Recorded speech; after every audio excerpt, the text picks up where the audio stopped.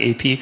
As far as I know, I was the first staffer to erase information from a story because we were threatened by Hamas, which happened at the very end of 2008. We had a great reporter in Gaza, a Palestinian, who had always been really an excellent reporter. We had a detail in a story. The detail was a crucial one. It was that Hamas fighters were dressed as civilians and were being counted as civilians in the death toll.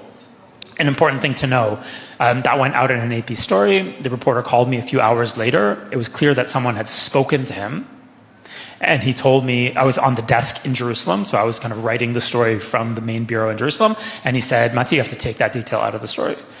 And it was clear that someone had threatened him. I took the detail out of the story. I suggested to our editors that we note in an editor's note that we were now complying with Hamas censorship. I was overruled. And from that point in time, the AP, like all of its sister organizations, collaborates with Hamas censorship in Gaza. What does that mean?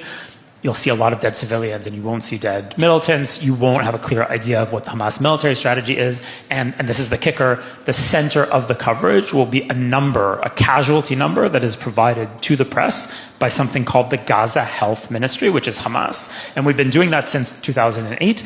And it's a way of basically settling the story before you get into any other information. Because when you put, when you say 50 Palestinians were killed and 1 Israeli on a given day, it doesn't matter what else you say.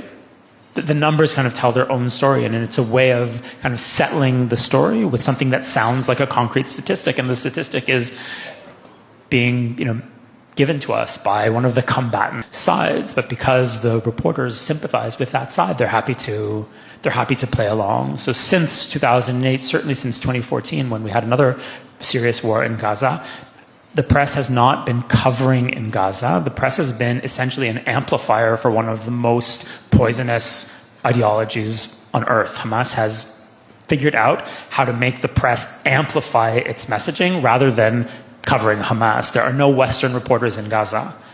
All of the reporters in Gaza are Palestinians, and those people fall into 3 categories. Some of them identify with Hamas. Some of them are intimidated by Hamas and won't cross Hamas, which makes a lot of sense. I wouldn't want to cross Hamas either.